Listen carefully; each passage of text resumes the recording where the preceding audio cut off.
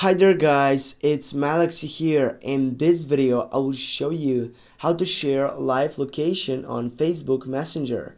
Firstly, you want to open up a chat section with someone to take up and share your live location. I will go with this. Now go on your left upper side on the first selection and go select the first one, location. Then go allow location access, go allow again, go add all permissions on it, go start sharing live location for 60 minutes. Now go OK, and it will need to take some time to get up and simply just get up that live location. As you can see, it says message could not be sent. This is because you can reply to this conversation.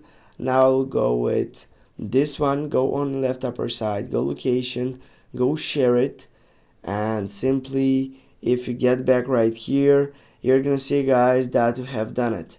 Thanks for watching. Don't forget to hit that like and share the video. See you soon.